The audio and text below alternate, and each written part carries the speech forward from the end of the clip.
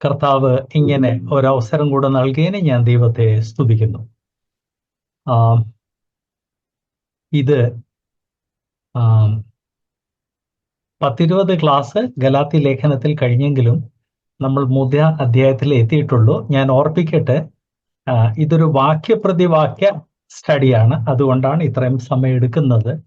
And complete ഗലാത്തി ലേഖനം cover ചെയ്യുമ്പോഴത്തേക്ക് ചിലപ്പോൾ 40-50 ക്ലാസ്സസ് ആകും.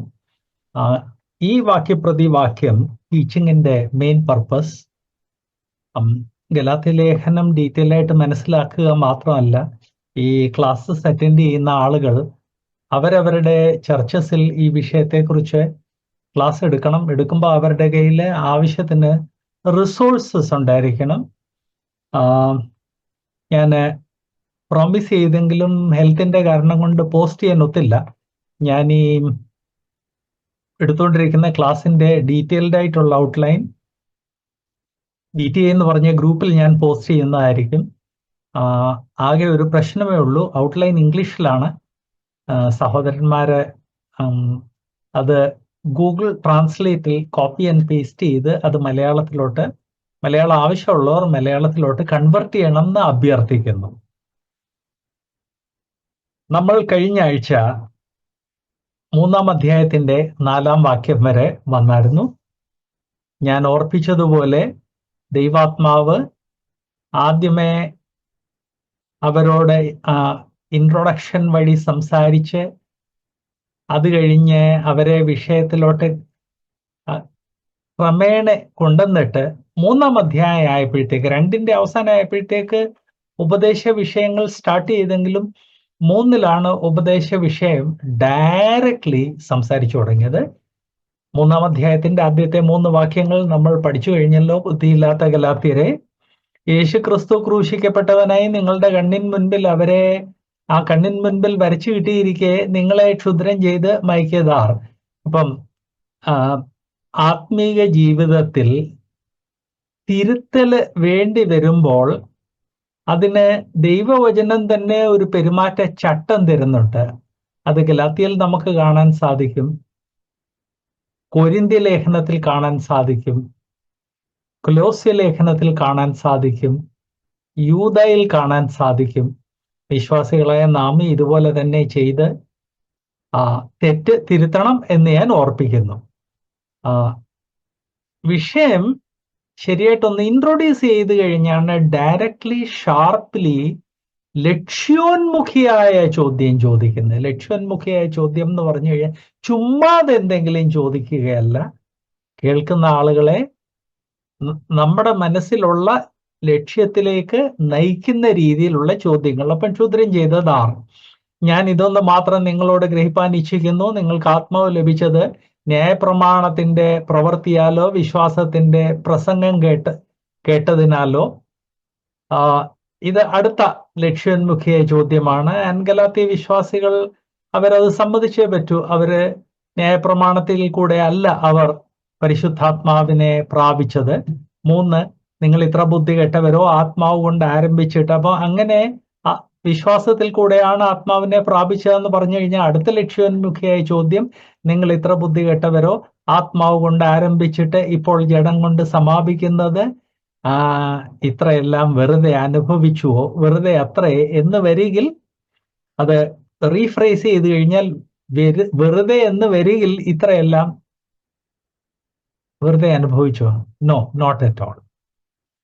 5-ാമത്തെ വാക്യത്തിൽ നാം വായിക്കുന്നത്, നാം ഇന്ന് 5 തൊട്ടാണ് മുന്നോട്ട് പോകുന്നത്. 5-ൽ നാം വായിക്കുന്നത്, എന്നാൽ നിങ്ങൾക്ക് ആത്മാവിനെ നൽകി നിങ്ങളുടെ ഇടയിൽ വീര്യപ്രവർത്തികളെ ചെയ്യുന്നവൻ ന്യായപ്രമാണത്തിന്റെ പ്രവൃത്തിയാലോ വിശ്വാസത്തിന്റെ പ്രസംഗത്താലോ അങ്ങനെ ചെയ്യുന്നത്. അപ്പം ഈ ലക്ഷ്യോന്മുഖിയായ ചോദ്യങ്ങൾ ചോദിച്ച്, അവരിൽ പല ചോദ്യങ്ങൾ ചോദിച്ച് പല മറുപടികൾ അതേ വിഷയമായിട്ട് ബന്ധപ്പെട്ട് കഴിഞ്ഞ് അടുത്ത ലക്ഷ്യോന്മുഖിയായ ചോദ്യമാണ് ആത്മാവിനെ നൽകി വീര്യപ്രവർത്തികളെ ചെയ്തു. ഈ വീര്യപ്രവർത്തികളിൽ കൂടെയാണ് ആദ്യ തലമുറയിൽ സുവിശേഷം ചെന്നിടത്തില്ല ഇത് ദൈവവചനമാണെന്ന്, ഇത് ദൈവാത്മാവിന്റെ വചനമാണെന്ന് ദൈവം തെളിയിച്ചത്. അപ്പോ നിങ്ങൾക്ക് ആത്മാവിനെ നൽകി നിങ്ങളുടെ ഇടയിൽ വീര്യപ്രവർത്തികളെ ചെയ്യുന്നവൻ ന്യായപ്രമാണത്തിന്റെ പ്രവൃത്തിയാലോ വിശ്വാസത്തിന്റെ പ്രസംഗത്താലോ അങ്ങനെ ചെയ്തത് ഒരു പ്രാവശ്യം കൂടെ ചോദിക്കുമ്പോൾ അത് വിശ്വാസത്തിന്റെ പ്രമാണം കൊണ്ടാണെന്ന് അവർ സമ്മതിച്ചേ പറ്റൂ. കാരണം അവർ വിശ്വസിച്ചു, പരിശുദ്ധാത്മാവ് അവരുടെ മധ്യേ വീര്യപ്രവർത്തികൾ കാണിച്ച് ഇത് ദൈവാത്മാവിൽ നിന്നുള്ളതാണെന്നുള്ളത് തെളിയിച്ചു കൊടുത്തു. അതെല്ലാം കഴിഞ്ഞ് ചില വർഷങ്ങൾ കഴിഞ്ഞാണ് അവർ ന്യായപ്രമാണത്തിന്റെ പുറകെ പോയത്. അപ്പൊ ഈ ന്യായപ്രമാണത്തിന്റെ പുറകെ പോകുന്നതിന് എത്രയോ മുൻപ് ദൈവാത്മാവ് ഇത് ന്യായപ്രമാണത്താലെ അല്ല വിശ്വാസത്താലെ ആണെന്നുള്ളത് അവർക്ക് തെളിയിച്ചു കൊടുത്തായിരുന്നു.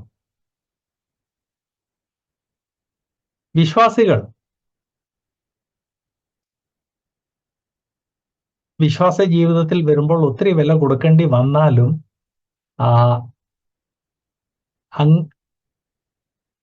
ഈ വിശ്വാസ ജീവിതം കുറച്ചു വർഷങ്ങൾ കഴിഞ്ഞ് എല്ലാം കംഫർട്ടബിൾ ആയിട്ടിരിക്കുമ്പോൾ ബാഹ്യമായ പ്രഷർ വരുമ്പോൾ അവർ അതിനുവേണ്ടി കൊടുത്ത വില അവഗണിക്കാൻ സാധ്യതയുണ്ട്.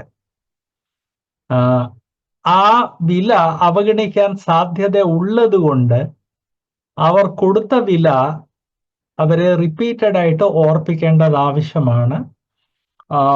ഗലാത്യയിൽ പിന്നെ ആദ്യ തലമുറ തന്നെയായിരുന്നു വിശ്വാസികളുടെ അല്ലെ വേർപെട്ടവരുടെ രണ്ടാമത്തെ തലമുറ ആദ്യത്തെ തലമുറ കൊടുത്ത വില മനസ്സിലാക്കുന്നുണ്ട്. മൂന്നാമത്തെ നാലാമത്തെ ഒക്കെ തലമുറയാകുമ്പോഴത്തേക്ക് ആദ്യ തലമുറയിൽ നിന്ന് 60, 70, 80 വർഷങ്ങളുടെ ഗ്യാപ്പ് ആയതുകൊണ്ട് ആദ്യ തലമുറ കൊടുക്കേണ്ടി വന്ന വില 3, 4, 5 തലമുറക്കാര് അത് പലപ്പോഴും മനസ്സിലാക്കുന്നില്ല. അതുകൊണ്ട് അവരെ ഓർപ്പിക്കേണ്ടത് ആവശ്യമാണ്. ഈവൻ ആദ്യ തലമുറയെ പോലും ഓർപ്പിക്കേണ്ടത് ആവശ്യമാണ് എന്ന് ഞാൻ ഇവിടെ ഓർപ്പിക്കട്ടെ. ഇവിടെ ആദ്യ തലമുറക്കാരെയാണ് ദൈവാത്മാവ് ഓർപ്പിക്കുന്നത്. ഇതുമായിട്ട് ബന്ധപ്പെട്ട് മറ്റൊരു കാര്യം ഈ പ്രായോഗിക ജീവിതത്തിൽ നാം മനസ്സിലാക്കേണ്ടത്, ഈ ബയോഗ്രാഫീസ്, വിശ്വാസികളുടെ ബയോഗ്രാഫീസ്, അത് നമ്മൾ വായിക്കേണ്ടത് ആവശ്യമാണ്. അവർ എങ്ങനെ ഈ സത്യത്തിന്റെ സന്ദേശം കേട്ടു, എങ്ങനെ വേർപെട്ടു, അതിനെന്ത് വില കൊടുക്കേണ്ടി വന്നു, ആ വില കൊടുത്തതിനെ ദൈവം എങ്ങനെ ആദരിച്ചു എന്നുള്ള കാര്യങ്ങൾ ജീവചരിത്രങ്ങളിൽ കൂടെ വായിക്കേണ്ടത് ആവശ്യമാണ്. അതുകൊണ്ട് വിശ്വാസികൾ മറ്റ് വിശ്വാസികളുടെ ജീവചരിത്രം വായിക്കുന്ന ഒരു പരിചയം ഇടണം, ഒരു പരിചയമാക്കി തീർക്കണം. സ്വന്തം മക്കൾക്ക് ജീവചരിത്രങ്ങൾ വാങ്ങിച്ചു കൊടുത്ത് അവരെ പ്രോത്സാഹിപ്പിക്കുകയും ചെയ്യണം. കേരള വേർപാട് സമൂഹത്തിൽ ഒരു പ്രശ്നമുണ്ട്. കേരള വേർപാട് സമൂഹത്തിന്റെ ആദ്യ തൊട്ടുള്ള ഒരു പ്രശ്നം, കേരളത്തിൽ മാത്രമല്ല ഇംഗ്ലണ്ടിൽ ഇതേ പ്രശ്നമാണ്. അത് ഞാൻ ഓർപ്പിച്ചതുപോലെ ഇംഗ്ലണ്ടിലുള്ള വേർപാട് പ്രസ്ഥാനം അത് സെപ്പറേറ്റ് ആയിരുന്നു, കേരളത്തിലുള്ള സെപ്പറേറ്റ്. രണ്ടും തമ്മിൽ ബന്ധമൊന്നുമില്ല. അത് കഴിഞ്ഞ് രണ്ടുപേരും ഒരേ വിശ്വാസമാണെന്ന് കണ്ടതുകൊണ്ട് പരസ്പരം ഫെലോഷിപ്പിൽ വന്നതേ ഉള്ളൂ. ഇംഗ്ലണ്ടുകാരല്ല കേരളത്തില് വേർപാട് പ്രസ്ഥാനം തുടങ്ങിയത്. വേർപാട് പ്രസ്ഥാനം അവിടെ ആണെങ്കിൽ ഇവിടെ ആണെങ്കിൽ ആദ്യ തൊട്ടേ ഉള്ള ഒരു കാര്യം, സഹോദരൻ സഹോദരനെ പുച്ഛിക്കുന്നു. സഹോദരൻ സഹോദരനെ പുച്ഛിക്കുന്നതിന്റെ കാരണം കൊണ്ട് നാം നമ്മുടെ സഹോദരന്മാരുടെ ജീവചരിത്രം വായിക്കാറില്ല. സഹോദരന്മാരുടെ ജീവചരിത്രം വായിക്കാത്തത് കൊണ്ട് ചെലവാകാത്തത് കൊണ്ട് ആളുകൾ എഴുതാറില്ല. വേർപാട് പ്രസ്ഥാനത്തിന്റെ 1-ാം തലമുറയിൽ എത്രയോ ആളുകൾ വളരെയധികം ത്യാഗം സഹിച്ചു, എത്രയോ വില കൊടുക്കേണ്ടി വന്നു. ഇന്ന് അതിനെക്കുറിച്ച് ആർക്കും അറിയത്തില്ല. കാരണം നമ്മൾ നമ്മുടെ സഹോദരനെ പുച്ഛിക്കുന്ന കൂട്ടത്തിലാണ്. അതിന്റെ ഒരു ഉദാഹരണം ഞാൻ പറയട്ടെ. ബാലസംഘം, ഞാൻ അതിന്റെ വൈസ് പ്രസിഡന്റ് ആണെന്ന് ഓർപ്പിക്കട്ടെ. ബാലസംഘത്തിൽ എല്ലാ വർഷവും VBSന്റെ പാഠപുസ്തകങ്ങൾ റെഡിയാക്കുമ്പോൾ അതിലൊരു മിഷണറി സ്റ്റോറി ഉണ്ട്. മിഷണറി സ്റ്റോറീസ്, ഹഡ്സൺ ടൈലർ, പിന്നെ അങ്ങനെയുള്ള വിദേശ മിഷണറീസിന്റെ സ്റ്റോറീസാ സാധാരണ കൊടുക്കുന്നത്. 10 വർഷം മുമ്പ് അതിന്റെ ആലോചനാ യോഗത്തിൽ ഞാൻ പ്രപ്പോസ് ചെയ്തു, ഈ സായിപ്പിനെ മാത്രം ഇങ്ങനെ വാനോളം പൊക്കി പിടിക്കുന്നതിന് പകരം നമുക്ക് ഇന്ത്യൻസിനെ കുറിച്ച്, ഇന്ത്യൻ മിഷണറീസിനെ കുറിച്ച് എഴുതണം. മിഷണറീസ് വെസ്റ്റേണേഴ്സ് മാത്രമല്ലായിരുന്നു. എന്നിട്ട് ഞാൻ പ്രപ്പോസ് ചെയ്തു, എം ഇ ചെറിയാൻ സാറിന്റെ ജീവചരിത്രം ഈ വർഷം നമുക്ക് കൊടുക്കാമെന്ന്. അത് ഭയങ്കര കോൺട്രവേഴ്സിയായി മാറി. കാരണം എന്താണ്? എം ഇ ചെറിയാൻ സാർ വേർപെടാത്തത് കൊണ്ടാണോ? അല്ല. ജോലി രാജിവെക്കാത്തത് കൊണ്ടാണോ? അല്ല. താന് വളരെയധികം വില കൊടുക്കേണ്ടി വന്നു. കാരണം ഏറ്റവും ആദ്യ തലമുറ മിഷണറീസിലൊന്നായിരുന്നു. അപ്പം വില കൊടുക്കാത്തത് കൊണ്ടാണോ? അല്ല. കാരണം എം ഇ ചെറിയാൻ സാറ് ഒരു ഇന്ത്യനാണ്. നമ്മൾ ഇന്ത്യൻസിന്റെ ത്യാഗത്തെ, ഇന്ത്യൻസ് കൊടുത്ത വില പുച്ഛിക്കുന്നവരാണ്. അതേ സമയത്ത് ഇംഗ്ലണ്ടിൽ നിന്ന് ഇവിടെ വന്ന് ഇവിടെയുള്ള ആളുകളെ ചൂഷണം ചെയ്ത ആളുകളെ തലേ വെച്ചുകൊണ്ട് നടക്കും. മധ്യപ്രദേശിൽ സുവിശേഷ വേലയ്ക്ക് വേണ്ടി വന്ന മാഗ്രിഗർ എന്നും പറഞ്ഞ ഒരു സായിപ്പിന്റെ ജീവചരിത്രം GLS പബ്ലിഷ് ചെയ്തിട്ടുണ്ട്. എന്റെ പിതാവൊക്കെ പുള്ളിയുടെ വേലക്കാരനായിട്ടാണ് പുള്ളിയുടെ പുസ്തകത്തിൽ പറഞ്ഞിരിക്കുന്നത്. ആക്ച്വലി എന്റെ പിതാവ് സുവിശേഷ വേലയ്ക്ക് വേണ്ടി പോയത് ഒരു സായിപ്പുമായിട്ടും ബന്ധമില്ലായിരുന്നു. പപ്പായും എം എ തോമാച്ചായനും KC ജോണും പോളസ് കാന്റും ദൈവാത്മാവിന്റെ വിളി കേട്ട് പോയതാണ്. എന്നാൽ ഇവർ വടക്കേ ഇന്ത്യയിൽ പോയി കഴിഞ്ഞപ്പോൾ ഇവർ പോയെന്നറിഞ്ഞ് ഇവരെ സായിപ്പ് വിട്ടതാണെന്നും സായിപ്പ് ഇവരെ പ്രോത്സാഹിപ്പിച്ചതാണെന്നും പറഞ്ഞ് ജീവചരിത്രം എഴുതി അത് GLS പബ്ലിഷ് ചെയ്തു. GLSനോട് പപ്പ റിക്വസ്റ്റ് ചെയ്തു, ഇത് അസത്യമാണ്, ഇത് പബ്ലിഷ് ചെയ്തതെന്ന്. എന്നാ നമ്മൾ സായിപ്പിന്റെ ചെരുപ്പേ നക്കികളായതുകൊണ്ട് GLS അത് പബ്ലിഷ് ചെയ്തു. അതിനവരൊരു സ്വീറ്റ് ഒരു എക്സ്പ്ലനേഷൻ തന്നു. പുസ്തകത്തിന്റെ ചെലവ് സായിപ്പ് തന്നു. അതുകൊണ്ട് അപ്പോൾ സായിപ്പ് പുസ്തകത്തിന്റെ ചെലവ് തന്നതുകൊണ്ട് സായിപ്പിന് ഏത് അസത്യം വേണമെങ്കിലും എഴുതാം. റൂട്ട് കോസ് അതല്ല. റൂട്ട് കോസ് നമ്മുടെ ആളുകളെ മാനിക്കാൻ നമുക്കറിയത്തില്ല. സായിപ്പിനെ കാണുമ്പം കവാത്ത് മറക്കുന്ന നമ്മൾ സായിപ്പിന്റെ ചെരുപ്പേ നക്കികളായിട്ട് അവരുടെ ബയോഗ്രാഫീസിനെ പ്രൊമോട്ട് ചെയ്യുന്നു. അവർ ഒന്നും ചെയ്തില്ല എന്ന് ഞാൻ പറയുന്നില്ല, അവർ ചെയ്തു. എന്നാൽ അതുപോലെ തന്നെ ത്യാഗം സഹിച്ചവരാണ് ഇന്ത്യയിലെ ആദ്യ തലമുറ വേർപാട് വിശ്വാസികളും വേർപാട് സുവിശേഷകന്മാരും. വേർപാട് വിശ്വാസികൾ ത്യാഗം ചെയ്തെന്നുള്ളതിന്റെ ഏറ്റവും വലിയ ഉദാഹരണമായി ഇന്ന് പലർക്കും അത് അറിയത്തുപോലും ഇല്ല. എവറി ഡേ ഈ വേർപാട് പ്രസ്ഥാനം തുടങ്ങിയ സമയത്ത് വേർപാട് സമൂഹത്തിൽ, കേരള വേർപാട് സമൂഹത്തിൽ വളരെയധികം പട്ടിണിയും ക്ഷാമവും ഒക്കെ ആയിരുന്നതുകൊണ്ട് വളരെ ത്യാഗം സഹിച്ചാണ് വിശ്വാസികൾ സഭയെ സപ്പോർട്ട് ചെയ്തത്. എവറി ഡേ വീട്ടിൽ ചോറ് വെക്കാൻ വേണ്ടി ഇപ്പൊ 2 അരി വേണമെങ്കിൽ അമ്മമാർ അതെടുത്ത് പാറ്റി കല്ലെല്ലാം പെറുക്കി കഴിഞ്ഞ് അത് കലത്തിലിടുന്നതിന് മുമ്പ് അതിൽ നിന്ന് ഒരു പിടിയരി എടുത്ത് മാറ്റുമായിരുന്നു. അതിന് പിടിയരി എന്നായിരുന്നു പറയുന്നത്. ആ പിടിയരി ഒരു ഭരണിയിലോട്ടിടും. എന്നിട്ട് അടുത്ത സൺഡേ അല്ലെങ്കിൽ മാസത്തിന്റെ 1-ാമത്തെ ആഴ്ച അത് സഭയെ കൊണ്ടുപോകും. അവിടെ ലേലം വിളിക്കുക. ആ കാശ് സഭകളെ സപ്പോർട്ട് ചെയ്യാനാണ് പോയത്. അതുപോലെ അമ്മമാര് കോഴി വളർത്തുമായിരുന്നു. അതിന്റെ മുട്ടയിൽ നിന്നൊരു പോർഷൻ ലേലം വിളിക്കാൻ ചർച്ചിനോട് കൊടുക്കുമായിരുന്നു. അങ്ങനെ ത്യാഗം സഹിച്ച് അമ്മമാര് 1-ാം തലമുറയിൽ വേർപാട് സഭയെ സമൂഹത്തെ സപ്പോർട്ട് ചെയ്തായിരുന്നു എന്നുള്ള കാര്യം ഞാൻ ഓർപ്പിക്കട്ടെ. YMEFന് ഇന്ന് നോർത്ത് ഇന്ത്യയിൽ വലിയൊരു മിഷണറി പ്രവർത്തനമുണ്ട്. ആ മിഷണറി പ്രവർത്തനത്തിന് വേണ്ടി ആദ്യത്തെ വാഹനം വാങ്ങിച്ചത് ഒരു വിധവ തന്റെ വഞ്ചിക്കുറ്റി കൊണ്ട് YMEFന് കൊടുത്തത് കൊണ്ടാണെന്നുള്ള സ്റ്റോറി നിങ്ങൾക്കറിയാം. എന്നാൽ ഈ ത്യാഗം ചെയ്ത ആളുകളെ കുറിച്ച് ഇന്ന് നമ്മളൊന്നും കേൾക്കുന്നില്ല. കാരണം നമ്മുടെ ആളുകൾ പുച്ഛമാണ്. ഗലാത്യ ലേഖനം വായിക്കുമ്പോൾ നാം മനസ്സിലാക്കേണ്ടത് വിശ്വാസികൾ അവരുടെ ജീവിതത്തിൽ ചെയ്ത ത്യാഗം അവരെ ഓർപ്പിക്കേണ്ടത് ആവശ്യമാണ്. അവർ ഒരു മിനിറ്റ്, വിശ്വാസികൾ വിശ്വാസമാർഗത്തിൽ നിന്ന് മാറിപ്പോയാൽ അവരെ ഓർപ്പിക്കേണ്ടത് ആവശ്യമാണ്.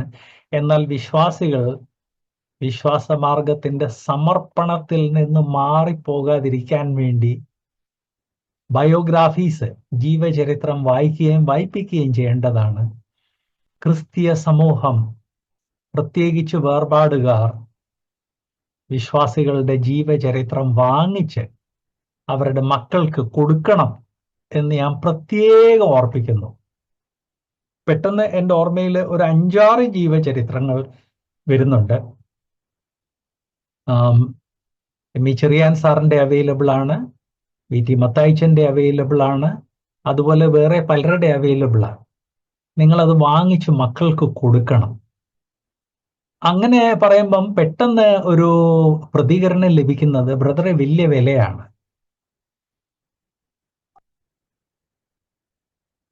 ന്യൂസ് പേപ്പർ വരുത്തുന്നവർ ഒരു മാസം മലയാള മനോരമയ്ക്ക് എനിക്ക് ഒന്ന് 220, 230, 250 രൂപ കൊടുക്കും ഒരു മാസം.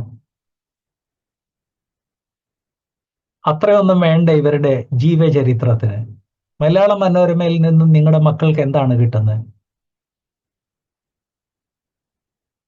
സിസ്റ്റേഴ്സ് ആൻഡ് ബ്രദേഴ്സ്, നമ്മൾ ഏത് കാര്യത്തിനാണ് ഇമ്പോർട്ടൻസ് കൊടുക്കേണ്ടത് അത് മനസ്സിലാക്കി ആ ഗലാത്യരെ 1-ാം തലമുറയിൽ തന്നെ ദൈവാത്മാവ് ഓർപ്പിക്കേണ്ടി വന്നതുപോലെ 2-ാമത്തെ 3-ാമത്തെ തലമുറയൊക്കെ നമ്മൾ അതിനു വേണ്ടി കാശ് ചെലവാക്കി നമ്മുടെ മക്കളെ ഓർപ്പിക്കണം.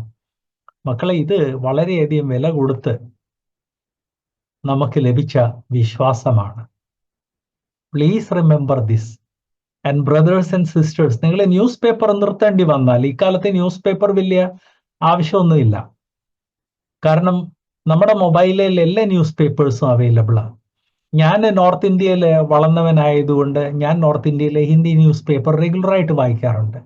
മൊബൈലിലല്ല വായിക്കുന്നത്, ഫ്രീ ആണ്. അങ്ങനെ വേണ്ടി വന്നാൽ ഈവൻ ന്യൂസ് പേപ്പർ നിർത്തണം. എന്നാൽ മക്കൾക്ക് ജീവചരിത്രം വാങ്ങിച്ചു കൊടുക്കണം എന്ന് ഞാൻ ഓർപ്പിക്കട്ടെ, അഭ്യർത്ഥിക്കട്ടെ.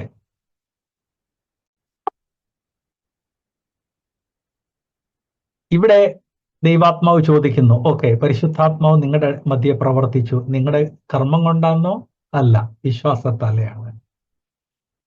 ഇതേ കാര്യം ദൈവവചനത്തില്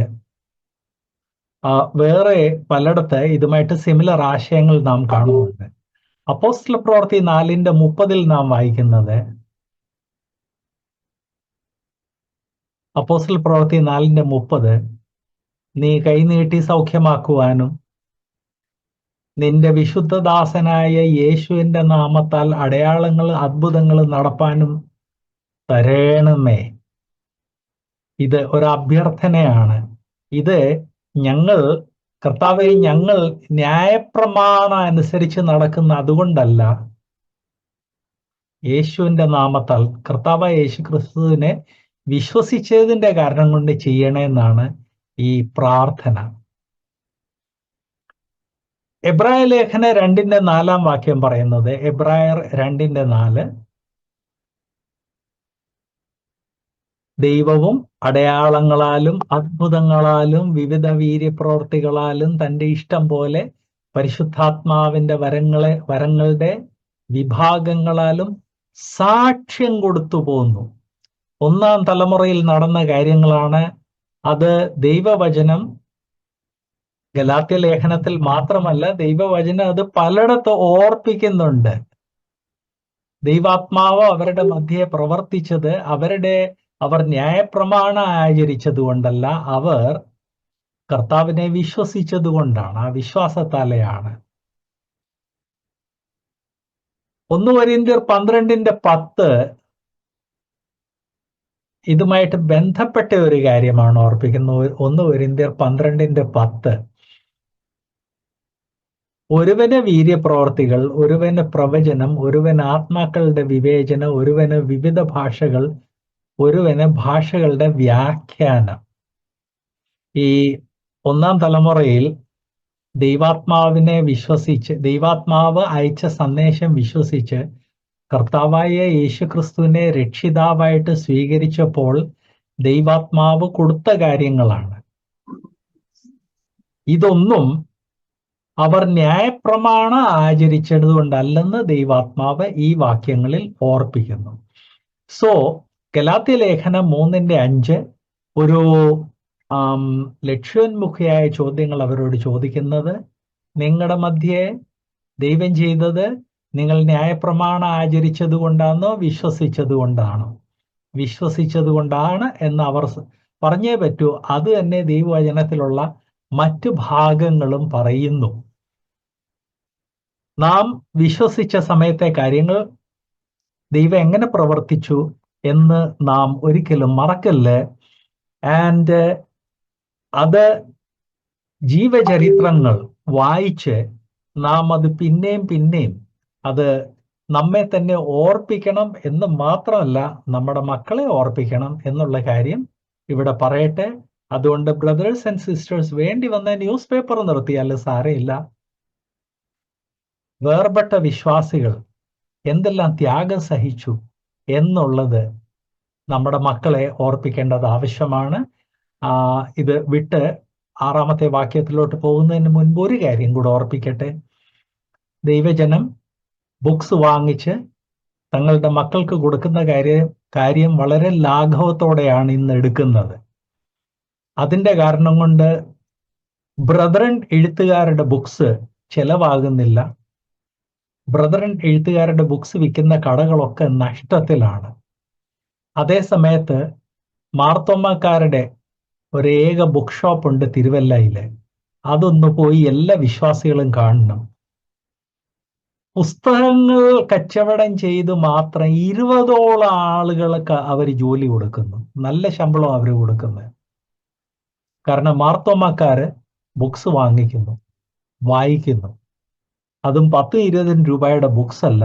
അവിടെ ബുക്ക് ഷോപ്പിൽ ചെന്ന് കഴിഞ്ഞാൽ 1/3 ഭാഗത്ത് ഇന്ത്യൻ ബുക്സ് ആണെങ്കിൽ 60-70% ഭാഗം വിദേശ ബുക്സാ. അത് ഒരു ബുക്കിന് 1500, 2000, 3000, 4000 ഒക്കെ അവർ വാങ്ങിക്കുന്നുണ്ട്. നമ്മൾ അത് കണ്ട് അത് നമുക്ക് ലജ്ജ തോന്നണം, നമ്മൾ നമ്മുടെ മക്കളെ എങ്ങനെ അവഗണിക്കുന്നെന്ന്. അതുപോലെ തന്നെ DC ബുക്സിന്റെ ഒരു ബുക്ക് ഷോപ്പ് ഉണ്ട് തിരുവല്ലയിൽ. ഞാൻ ഈ ക്യാമ്പിനും കോൺഫറൻസിനും ഒക്കെ പോകുന്ന സമയത്ത് പലപ്പോഴും അവിടെ എക്സിബിഷൻ നടക്കാറുണ്ട്. എക്സിബിഷൻ നടക്കുമ്പോൾ കുറച്ച് ഡിസ്കൗണ്ട് കിട്ടും. അതുകൊണ്ട് ഞാൻ തീർച്ചയായിട്ടും കയറാറുണ്ട്. ഈ ബുക്ക് ഷോപ്പിൽ എക്സിബിഷന്റെ സമയത്ത് കയറുമ്പം വളരെ ലജ്ജാജനകമായ ഒരു കാര്യം ഞാൻ കാണുന്നത്, വിശ്വാസികൾ അവരുടെ മക്കളെയും കൊണ്ടുവരുന്നു. മക്കൾക്ക് ആവശ്യത്തിന് സെക്യുലർ ബുക്സ്, കഥാപുസ്തകങ്ങൾ, നോവൽസ്,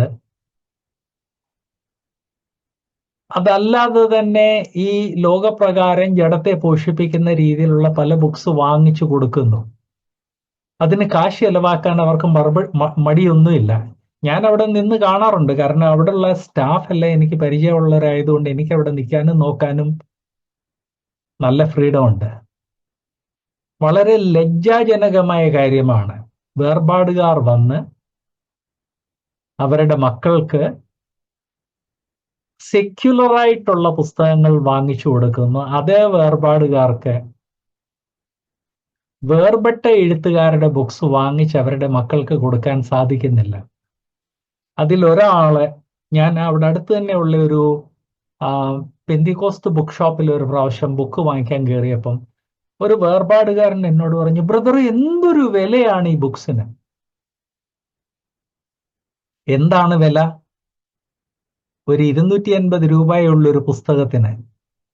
ഇതേ ആളുകൾ അവരുടെ മക്കളെയും കൊണ്ട് DC ബുക്സിൽ പോയി 500-ന്റെയും 600-ന്റെയും 800-ന്റെയും 1000-ന്റെ 1500-ന്റെയും വാങ്ങിച്ചു കൊടുക്കുന്നു. ചിലർ അതിനേക്കാൾ കൂടുതൽ വാങ്ങിച്ചു കൊടുക്കുന്നു. എന്നാൽ 250 രൂപയുടെ ഒരു ബുക്ക് തങ്ങളുടെ മക്കൾക്ക് വാങ്ങിച്ചു കൊടുക്കാൻ അവർക്ക് മടിയാണ്. ഇത് ഞാൻ പ്രത്യേകം ഓർപ്പിച്ചത്, നമ്മൾ നമ്മുടെ മക്കൾക്ക് വായിക്കുവാൻ എന്ത് മെറ്റീരിയലാ കൊടുക്കുന്നത്, അത് അവരുടെ ആത്മീക ജീവിതത്തിനെ, അവരുടെ ചിന്താഗതിയെ രൂപവൽക്കരിക്കുന്നു. നമ്മൾ ഏത് രീതിയിലാണ് അവരുടെ ചിന്താഗതിയെ ഷെയ്പ്പ് ചെയ്യുന്ന, രൂപവൽക്കരിക്കുന്നത്.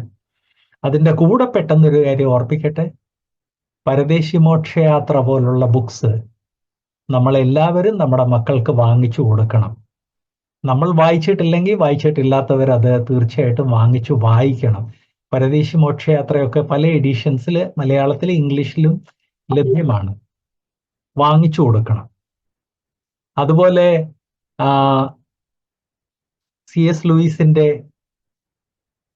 ചില books, problem of pain, screw tape letters, ഇതൊക്കെ നമുക്ക് നമ്മുടെ മക്കൾക്ക് വാങ്ങിച്ചു കൊടുക്കണം.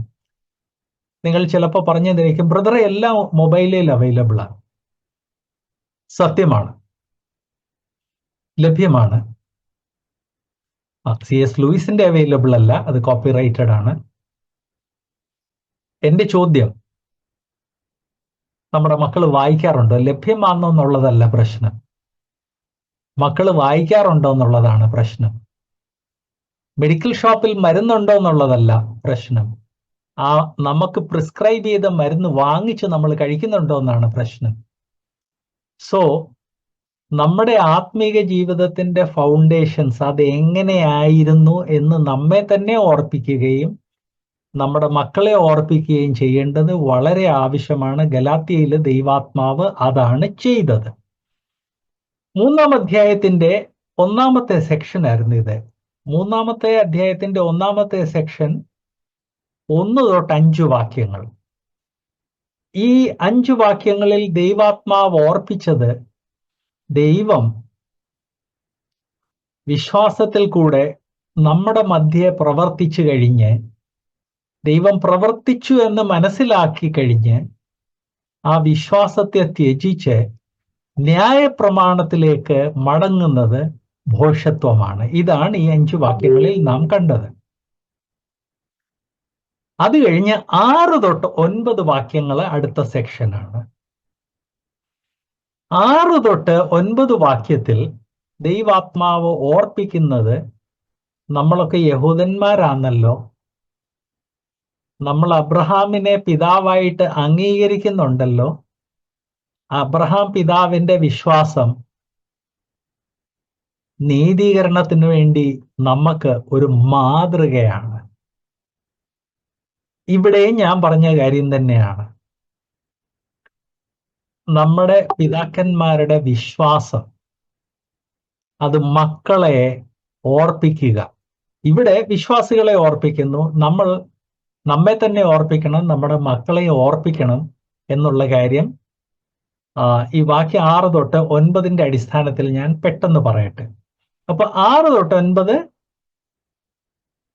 അവർക്ക് വിശ്വാസത്താലെയാണ് നീതീകരണം ലഭിച്ചത് എന്ന് അവരെ കൊണ്ട് ലക്ഷ്യോന്മുഖിയായ ചോദ്യങ്ങളിൽ കൂടെ സമ്മതിപ്പിച്ചു കഴിഞ്ഞ്, അവർ സമ്മതിച്ചതിനെ കുറച്ചുകൂടെ ഒന്ന് ഉറപ്പിക്കുവാൻ വേണ്ടി പഴയ നിയമത്തിൽ നിന്ന് ഒരു ഉദാഹരണം, നമ്മുടെ പിതാവ് അബ്രഹാം പിതാവ് രക്ഷ പ്രാപിച്ചു, നീതീകരണം പ്രാപിച്ചു. അതെങ്ങനെ പ്രാപിച്ചു?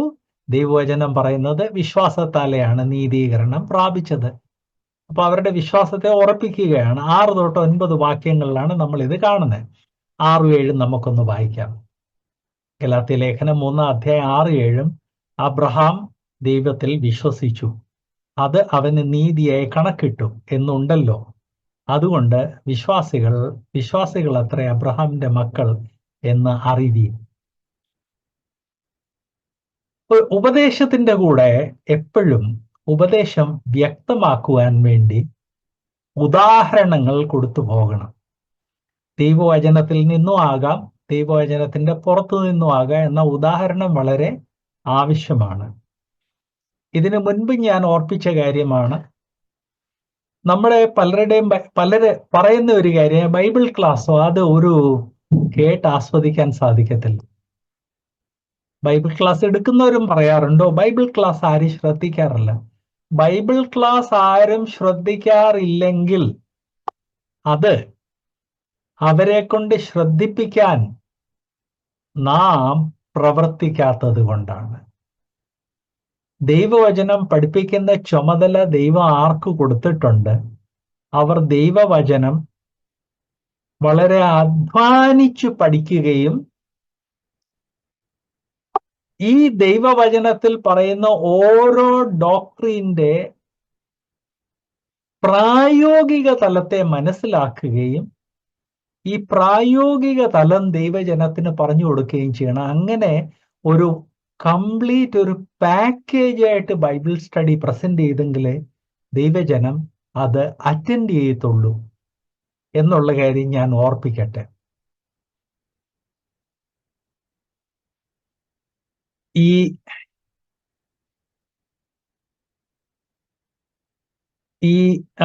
6ഉം 7ഉം വാക്യങ്ങളിൽ അബ്രഹാമിന് ലഭിച്ചത് ദൈവത്തിൽ നിന്നാണെന്ന് ഓർപ്പിച്ചു കഴിഞ്ഞ്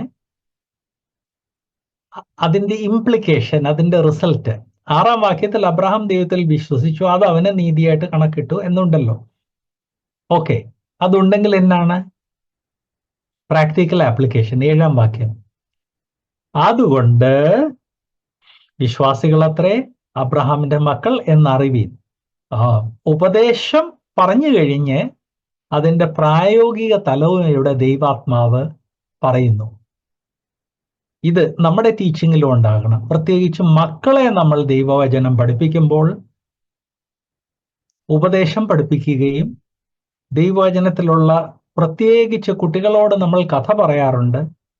ദൈവവചനത്തിലെ കഥകൾ പറയുമ്പോൾ അതിന്റെ പ്രായോഗിക വശങ്ങളൂടെ നമ്മുടെ മക്കളോട് പറഞ്ഞു പോകണം എന്ന് ഞാൻ ഓർപ്പിക്കട്ടെ.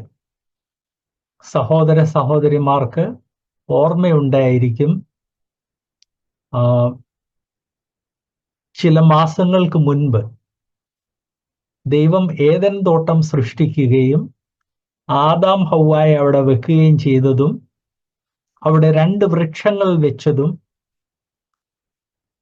നന്മയും തിന്മയുടെ അറിവിന്റെ വൃക്ഷത്തിന്റെ ഫലം കഴിക്കരുതെന്ന് മനുഷ്യനോട് പറഞ്ഞതും മനുഷ്യൻ ചെയ്തതും, ആ സ്റ്റോറി അത് എങ്ങനെ വ്യാഖ്യാനിക്കണം എന്ന് ഞാൻ നിങ്ങളെ ഓർപ്പിച്ചായിരുന്നു. നമ്മൾ മക്കളെ ആ സ്റ്റോറി പഠിപ്പിക്കുമ്പോൾ യാന്ത്രികമായിട്ട് ആ കഥ പറഞ്ഞു പോകുകയല്ല ചെയ്യേണ്ടത്. അങ്ങനെ ചെയ്തു കഴിഞ്ഞാൽ നമ്മൾ ദൈവവചനം നമ്മുടെ മക്കളെ പഠിപ്പിക്കാൻ പരാജയപ്പെടുകയാണ്. ദൈവവചനം നമ്മൾ നമ്മുടെ മക്കളെ പഠിപ്പിക്കുമ്പോൾ, സഭയെ പഠിപ്പിക്കുമ്പോഴും മക്കളെ പഠിപ്പിക്കുമ്പോഴും അതിന്റെ പ്രായോഗിക തലം കൂടെ പറഞ്ഞു പോകണം. ഇതെന്റെ മനസ്സിലെ വലിയൊരു ഭാരമായിരുന്നു. ഞാൻ ഓർപ്പിക്കട്ടെ, എൻ്റെ മക്കൾ ജനിച്ചു കഴിഞ്ഞപ്പോൾ അവരെ റെഗുലറായിട്ട് ബൈബിൾ പഠിപ്പിക്കണം, ബൈബിളിലെ കഥകൾ പഠിപ്പിക്കണം. ആ കഥകളുടെ പ്രായോഗിക തലം കൂടെ പഠിപ്പിച്ചു പോകണം എന്നാഗ്രഹം ഉണ്ടായിരുന്നു. വളരെയധികം അന്വേഷിച്ചു, അതിന് സ്യൂട്ടബിൾ ഒരു ബുക്ക് കിട്ടിയില്ല. 40 വർഷം മുമ്പ് ഞാൻ എൻ്റെ വൈഫിന് അതൊരു പ്രൊജക്റ്റായിട്ട് കൊടുത്തു. നീ ഇങ്ങനെ ഒരു പുസ്തകം എഴുതണം, അതിൽ സ്റ്റോറിയുടെ പ്രായോഗിക വശം, അതുമായിട്ട് ബന്ധപ്പെട്ട ഒരു വാക്യം. വൈഫ് ഇപ്പോൾ ആ പുസ്തകം എഴുതിക്കൊണ്ടിരിക്കുകയാണ്. ദൈവം അനുവദിച്ചാൽ 2025 അത് എഴുതി തീരും എന്ന് പ്രതീക്ഷിക്കുന്നു. എഴുതി തീരാൻ വേണ്ടി നിങ്ങളും പ്രാർത്ഥിക്കണം. 40 വർഷം നീണ്ടു നിന്ന ഒരു പ്രൊജക്റ്റാണ്. അതിനുവേണ്ടി പുള്ളിക്കാരി 40 വർഷവും കിട്ടുന്ന റിസോഴ്സസ് എല്ലാം കളക്ട് ചെയ്തു. പിന്നെ ഇപ്പോഴാണ് ഞങ്ങളൊന്ന് ഫ്രീ ആയത്. എന്തിന് ഈ 40 വർഷം ഞാൻ മറക്കാതെ, എന്തുകൊണ്ട്? പ്ലീസ് ഡു ഇറ്റ് എന്ന് പറഞ്ഞ്. ബിക്കോസ് നമ്മൾ കുട്ടികളെ സൺഡേ സ്കൂളിലും വീടുകളിലും ബൈബിളിലെ കഥകൾ പഠിപ്പിക്കുമ്പോൾ അത് വെറും യാന്ത്രികമായിട്ടാണ് ഒരു നല്ല ശതമാനം ആളുകൾ പഠിപ്പിക്കുന്നത്. എന്നാൽ ഇവിടെ ഗലാത്യ ലേഖനം 3-ാം അധ്യായം 6ഉം 7ഉം വാക്യം നമുക്കൊരു മാതൃകയാണ്. 6ആം വാക്യത്തിൽ ഒരു പ്രിൻസിപ്പിൾ പറഞ്ഞിട്ട് 7ആം വാക്യത്തിൽ പ്രായോഗിക അതിൽ നിന്നുള്ള നിഗമനം, പ്രായോഗിക നിഗമനം ദൈവാത്മാവ് പഠിപ്പിക്കുന്നു. ഇവിടെ ദൈവാത്മാവ് ചെയ്തത് ഞാൻ പെട്ടെന്നൊന്ന് റിവ്യൂ ചെയ്യട്ടെ. അവർക്ക് ഓൾറെഡി അറിയാവുന്ന, ഗലാത്യയിലെ വിശ്വാസികൾ എന്ന് പറഞ്ഞാൽ മെജോറിറ്റി യഹൂദന്മാരായിരുന്നു. അവർക്ക് ഓൾറെഡി പഴയ നിയമത്തിൽ നിന്ന് അറിയാവുന്ന ഒരു ചരിത്ര കഥ എടുത്തു. ആ ചരിത്രകഥ, അബ്രഹാമിന്റെ ചരിത്രകഥ എടുത്തിട്ട് ആ ചരിത്രകഥയിൽ കൂടെ രക്ഷ അല്ലെങ്കിൽ നീതീകരണം വിശ്വാസത്തിൽ കൂടെയാണ് അല്ലെങ്കിൽ കൃപയിൽ കൂടെയാണെന്നുള്ളത് എക്സ്പ്ലെയിൻ ചെയ്തു. അത് അവർക്കറിയാവുന്ന ഒരു കാര്യം, അത് ഓർപ്പിച്ച് എക്സ്പ്ലെയിൻ ചെയ്തു. അത് കഴിഞ്ഞ് ഇതിനെതിരെയുള്ള ഏത് കാര്യം ആര് പഠിപ്പിച്ചു കഴിഞ്ഞാൽ അത് വചനവിരുദ്ധമാണെന്ന് ഇവിടെ ഓർപ്പിച്ചു. അത് ഓർപ്പിച്ചു കഴിഞ്ഞ് സത്യം അവർക്ക് മനസ്സിലായി എന്ന് മനസ്സിലാക്കിയാണ് മുന്നോട്ട് ദൈവാത്മാവ് എഴുതുന്നത്. വിശ്വാസികളായ നമുക്ക് ഇത് തന്നെ മാതൃകയായിരിക്കണം എന്ന് ഓർപ്പിക്കുന്നു. ആവശ്യമില്ലാത്ത വാദപ്രതിവാദത്തിന് വിശ്വാസികൾ പോകാൻ പാടില്ല. ഇന്ന് വാദപ്രതിവാദം നമുക്കെല്ലാം എന്ന് പറഞ്ഞു കഴിഞ്ഞാൽ വേർപാട് സമൂഹത്തില് പലർക്ക് വലിയ താല്പര്യമുള്ള ഒരു കാര്യമാണ്. എന്നെ പിടിച്ചൊരു 3-4 ഗ്രൂപ്പിൽ ആളുകൾ ചേർത്തിട്ടുണ്ട്. അതിൽ രാവിലെ തൊട്ട് രാത്രി വരെ, രാത്രിയിലും വെറും വാദപ്രതിവാദവും കിളവിക്കഥകൾ മാത്രമാണ്. ഞാൻ ആ ഗ്രൂപ്പ്സിലൊന്നും എഴുതാറില്ല. എന്നാൽ വളരെ അമ്യൂസ്മെന്റോടെ കാണുന്ന ഒരു കാര്യം, വേദോസ്തം വായിക്കാൻ സമയമില്ല, ബൈബിൾ സ്റ്റഡിക്ക് സമയമില്ല, ബുക്സ് വായിക്കാൻ സമയമില്ല, ഒരു കാര്യത്തിന് സമയമില്ല എന്ന് പറയുന്ന സഹോദരന്മാർ. നിങ്ങൾ ചോദിക്കുക എങ്ങനെ അറിയുന്നത്? കാരണം അതിൽ പലരെ ഞാൻ റിക്വസ്റ്റ് ചെയ്തായിരുന്നു വളരെ ഹെൽത്തി ആയിട്ടുള്ള ചില വിഷയങ്ങളിൽ ചർച്ച ചെയ്യാമെന്ന്. അതിനവർക്ക് സമയമില്ല. അവരുടെ എല്ലാം മറുപടി സമയമില്ല. അതിൽ ഏറ്റവും അധികം എഴുതുന്ന ഒരു ബ്രദറിനെ ഞാൻ ഇൻവൈറ്റ് ചെയ്തു. ബ്രദറെ അടിസ്ഥാന ഉപദേശത്തില് കുറച്ച് കാര്യങ്ങൾ ഞാനും ഡോക്ടർ സനീഷും കൂടെ എഴുതുന്നുണ്ട്, ബ്രദറൂടെ അതിൽ ചില സംഭാവനകൾ ചെയ്യണമെന്ന് പറഞ്ഞിട്ട് തനിക്ക് സമയമില്ലെന്നാ പറഞ്ഞ്. ആ സഹോദരൻ 1 മാസം കൊണ്ട് ഈ ഗ്രൂപ്പിൽ എഴുതുന്നത് ഒരു പുസ്തകത്തിന്റെ തുല്യമാണ്. എന്താ എഴുതുന്നത്? കിളവിക്കഥകൾ, വൃഥാവാദപ്രതിവാദം. വൃഥാവാദപ്രതിവാദത്തിൽ കൂടെ ആരെയും നന്നാക്കാൻ സാധിക്കത്തില്ല എന്നോർപ്പിക്കട്ടെ. വേദോസ്തവം തന്നെ പറയുന്നത് വൃഥാവാദപ്രതിവാദത്തിൽ നിന്ന് നാം മാറി നിൽക്കണം, കിളവിക്കഥകളിൽ നിന്ന് മാറി നിൽക്കണം എന്നാണ്. വളരെ താഴ്മയോടെ വേണം നാം ദൈവവചനം പഠിപ്പിക്കുന്നത്. അത് 1 പത്രോസ് 3:15 ഓർപ്പിക്കുന്നു. ഇതേ കാര്യങ്ങൾ ഈ അബ്രഹാമിനെ കുറിച്ച് പറഞ്ഞത്, ഇത് വളരെയധികം പ്രാധാന്യം അർഹിക്കുന്ന ഒരു കാര്യമായതുകൊണ്ട് ദൈവവചനം ഇത് പലയിടത്ത് റിപ്പീറ്റ് ചെയ്യുന്നുണ്ട്. ഉദാഹരണമായിട്ട് റോമാലേഖനം 4:3. റോമാലേഖനം 4:3 പറയുന്നത്, തിരുവെഴുത്തെന്ത് പറയുന്നു? അബ്രഹാം ദൈവത്തെ വിശ്വസിച്ചു, അത് അവന് നീതിയെ കണക്കിട്ടു. ഇത് ഉൽപ്പത്തി 15:6 ഒരു ഉദ്ധരണിയാണ്. അപ്പൊ ഉൽപ്പത്തി 15:6 ചെറിയൊരു വാക്യമാണെങ്കിലും അത് വിശ്വാസികളെ പഠിപ്പിക്കാൻ വേണ്ടി വളരെ പ്രാധാന്യം അർഹിക്കുന്ന ഒരു വാക്യമായതുകൊണ്ട് അത് പുതിയ നിയമത്തിൽ 1-ലധികം പ്രാവശ്യം അബ്രഹാം ദൈവത്തിൽ വിശ്വസിച്ചെന്നും ആ വിശ്വസിച്ചത് അവന് നീതീകരണത്തിന് കാരണമായി തീരുന്നതെന്ന് ദൈവവചനം ഓർപ്പിക്കുന്നു. എന്നാൽ ദൈവവചനം അത് ഓർപ്പിക്കുന്നതിന്റെ കൂടെ ഗലാത്യ ലേഖനം 3-ാം അധ്യായത്തിന്റെ 7-ാം വാക്യം കൂടെ നമ്മൾ ശ്രദ്ധിക്കണം. വിശ്വസിച്ചു, നീതീകരണത്തിന് കാരണമായി, ശരിയാണ്. എന്നാൽ 7-ാം വാക്യം പറയുന്നത്, അതുകൊണ്ട് വിശ്വാസികൾ അത്രേ അബ്രഹാമിന്റെ മക്കൾ എന്ന് അറിവീൻ. അതിന്റെ പ്രായോഗിക തലം കൂടെ അവിടെ ഓർപ്പിക്കുന്നു.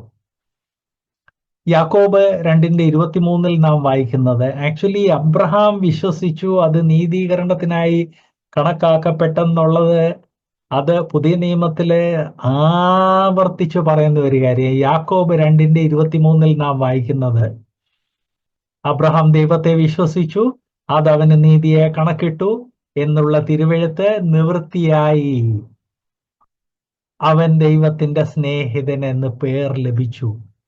അപ്പം അബ്രഹാം വിശ്വസിച്ചു, നീതീകരിക്കപ്പെട്ടു.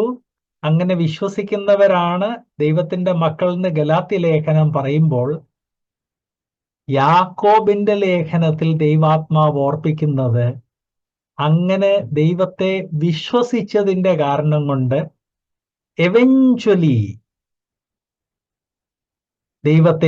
ദൈവത്തിന്റെ സ്നേഹിതൻ എന്ന് പേർ ലഭിച്ചു. വിശ്വാസികളായ നാം ഇതിന്റെ പ്രായോഗിക തലം അത് കാണുകയും മനസ്സിലാക്കുകയും ചെയ്യണം. ക്രിസ്തീയ സമൂഹത്തിൽ ഈ നമ്മുടെ വേർപാടുകാരുടെ സ്വഭാവം എന്ന് പറഞ്ഞാൽ എല്ലാവരെയും പുച്ഛിക്കുക, അത് നമുക്ക് ജ്യേഷ്ഠാവകാശമായിട്ട് കിട്ടിയിരിക്കുവാണ്. അത് വേർപാട് കൾച്ചറാണ്, ഒരുത്തനെ പുച്ഛിക്കുക എന്നുള്ളത്. എന്നാൽ നമ്മുടെ മധ്യേ നമ്മൾ കണ്ണു തുറന്ന് നോക്കിയാൽ ലോക മനുഷ്യർ നമ്മുടെ മധ്യയുള്ള എത്രയോ വിശ്വാസികളെ ദൈവത്തിന്റെ സ്നേഹിതൻ എന്ന് കാണുന്നു. ഞാൻ വേർപാടുകാരുടെ കാര്യമാണ് പറയുന്നത്. വേർപാടുകാരല്ലാത്ത ഒത്തിരി ആളുകളെ കുറിച്ച് പറയാനുണ്ട്. അവരെയൊക്കെ ലോകം വളരെയധികം ബഹുമാനിച്ചു. സാൽവേഷൻ ആർമിയുടെ സ്ഥാപകനെ കുറിച്ച് പറഞ്ഞിരുന്നത് യേശുക്രിസ്തു കഴിഞ്ഞാൽ ഏറ്റവും അധികം ബഹുമാനിക്കപ്പെട്ട ഒരു വ്യക്തി എന്നുള്ള രീതിയിലാണ് സാൽവേഷൻ ആർമിയുടെ സ്ഥാപകനായ ജനറൽ വില്യം ബൂത്തിനെ കുറിച്ച് ആളുകൾ പറഞ്ഞത്. എന്നാൽ നോൺ ബ്രദറൻ ആളുകളെ കുറിച്ച് മാത്രമല്ല ലോകം അങ്ങനെ പറയുന്നത്.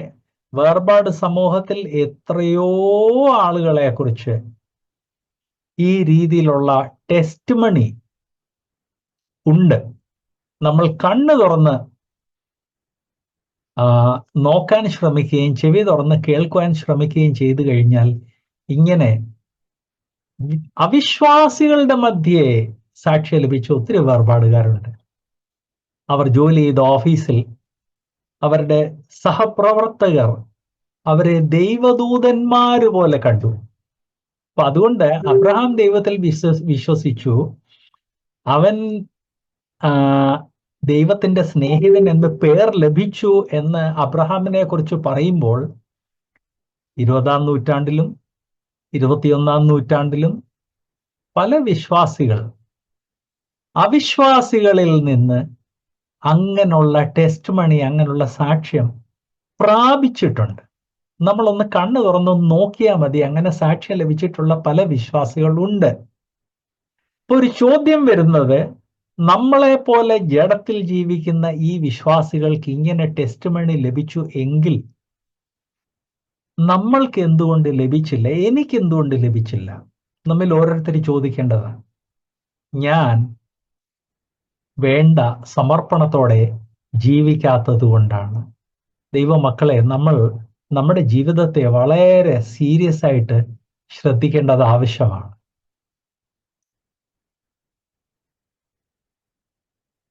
റോമലേഖനം 4:22-24 നാം കാണുന്നത്, റോമർ 4:22-24. അതുകൊണ്ട് അത് അവന് നീതിയെ കണക്കിട്ട്. എത്ര പ്രാവശ്യമാണ് അബ്രഹാമിനെ കുറിച്ച് ഞാൻ ഈ വായിച്ചതുകൊണ്ട് തീർന്നില്ല, ഇതല്ലാതെയുമുണ്ട്. അതുകൊണ്ട് അത് അവന് നീതിയെ കണക്കിട്ടു. അവന് കണക്കിട്ട് എന്നത് അവന് വേണ്ടി മാത്രമല്ല, നമ്മുടെ കർത്താവായ യേശുവിനെ മരിച്ചവരുടെ ഇടയിൽ നിന്ന് ഉയർപ്പിച്ചവനിൽ വിശ്വസിക്കുന്ന നമുക്കും കണക്കിടുവാനുള്ളതാകയാൽ നമുക്ക് വേണ്ടിയും എഴുതിയിരിക്കുന്നു. നാം അബ്രഹാമിൽ നിന്നൊരു രീതിയിലും ഡിഫറൻ്റ് അല്ല. അബ്രഹാം ഈ ജഡത്തിൽ ജീവിച്ചവനാണ്. അത് നമ്മൾ മറക്കാൻ പാടില്ല. എബ്രായർ 11:8 അബ്രഹാമിനെ കുറിച്ചാണ്. അവിടെ നാം വായിക്കുന്നത്, വിശ്വാസത്താൽ അബ്രഹാം തനിക്ക് അവകാശമായി കിട്ടുവാനിരുന്ന ദേശത്തേക്ക് പോകുവാൻ വിളിക്കപ്പെട്ടാറെ അനുസരിച്ചു. എത്ര സ്ഥലത്താണ് അബ്രഹാമിനെ കുറിച്ച് പറഞ്ഞിരിക്കുന്നത്? അബ്രഹാം സ്വർഗത്തിൽ നിന്ന് ദൈവം അങ്ങ് സൃഷ്ടിച്ച് ലോകത്തിലോട്ട് ഇറക്കിയ ഒരു മാലാഖയല്ലായിരുന്നു, നമ്മളെപ്പോലുള്ള ഒരു മനുഷ്യനായിരുന്നു. എന്ന് മാത്രമല്ല, അബ്രഹാം യഹൂദനല്ലായിരുന്നു. അബ്രഹാമിന്റെ സന്തതിയാണ് യഹൂദന്മാരായി മാറിയത്. അബ്രഹാം എന്ന് പറഞ്ഞു കഴിഞ്ഞാൽ ഒരു വിജാതീയനായിരുന്നു. അബ്രഹാം ഏത് നാടാണ് വിട്ടിട്ട് ദൈവവിളി കേട്ടുപോയത്, ആ പട്ടണം, ആ ടൗൺ കണ്ടുപിടിച്ച് പുരാവസ്തു ശാസ്ത്രക്കാർ അവിടെ പല രീതിയിലുള്ള ഗവേഷണങ്ങൾ നടത്തി. ചന്ദ്രനെ ആരാധിച്ചിരുന്ന മൂൺ ഗോഡ് നാന്നാറിനെ ആരാധിച്ചിരുന്ന ഒരു പട്ടണമാണ്. ആൻഡ് ആ പട്ടണത്തിലുള്ളവരുടെ ഒരു നല്ല ശതമാനം ആളുകളുടെ ഇൻകമിന്റെ മാധ്യമം നാന്നാറിന്റെ വിഗ്രഹങ്ങൾ ഉണ്ടാക്കി വിൽക്കുകയാണ്. എഫേസൂസിലെ ദേവി അർത്തിമിസ് ദേവിയുടെ കാര്യം പറഞ്ഞതുപോലെ ഈ അബ്രഹാം ജീവിച്ചിരുന്ന പട്ടണത്തില് പ്രോബബ്ലി അബ്രഹാമിന്റെ കുടുംബത്തിലുള്ള പലരും ഈ നാന്നാറിന്റെ വിഗ്രഹങ്ങൾ ഉണ്ടാക്കി വിൽക്കുന്നവരായിരുന്നു. അങ്ങനെയുള്ള ഒരു പട്ടണത്തിൽ നിന്നൊരു വ്യക്തിക്ക് ദൈവവിളി കേട്ട് കഴിഞ്ഞപ്പോൾ വിശ്വാസികളുടെ പിതാവായി മാറി എന്ന് മാത്രമല്ല, ദൈവവചനത്തിൽ എവിടെ നോക്കിയാലും ആ വ്യക്തിയെക്കുറിച്ച് പറയുന്നതായിട്ട് നാം കാണുന്നു. വിശ്വാസികളായ നാം ഗലാത്യ ലേഖനത്തിന്റെ അടിസ്ഥാനത്തിൽ ഗലാത്യരോട് ദൈവാത്മാവ് പറഞ്ഞു, വിശ്വാസത്തിൽ കൂടെയാണല്ലോ നിങ്ങളുടെ ജീവിതത്തിൽ ഇതെല്ലാം നടന്നത്, അതുകൊണ്ട് ഇനി അതിനനുസരിച്ച് നടക്ക്, ന്യായപ്രമാണത്തിന്റെ പുറകെ പോകരുത്. വേർപാട് വിശ്വാസികളായ നാമും മനസ്സിലാക്കേണ്ടത്, വിശ്വാസത്താലെയാണ് നാം ഇത് പ്രാപിച്ചത്. മനുഷ്യനിർമ്മിത ആചാരങ്ങളും ചടങ്ങുകളും നമ്മൾ സഭയുടെ മേളിലും വിശ്വാസികളുടെ മേളിലും അടിച്ചേൽപ്പിക്കരുത്. 2, നമ്മൾ എന്ത് വില കൊടുക്കേണ്ടി വന്നു അതും നമ്മുടെ പിതാക്കന്മാർ എന്ത് വില കൊടുക്കേണ്ടി വന്നു എന്നും നമ്മുടെ മക്കളെ ഓർപ്പിക്കേണ്ടത് ആവശ്യമാണ്. അതുകൊണ്ട് വളരെ താല്പര്യമെടുത്ത് വളരെ ഇൻട്രസ്റ്റോടെ നമ്മുടെ മക്കൾക്കൊക്കെ ജീവചരിത്രങ്ങൾ, ബയോഗ്രാഫീസ് വാങ്ങിച്ചു കൊടുക്കണം എന്നുകൂടി ഓർപ്പിക്കട്ടെ. ദൈവാത്മാവ് ഇന്ന് കടന്നു വന്ന എല്ലാ സഹോദര സഹോദരിമാരെയും അനുഗ്രഹിക്കട്ടെ.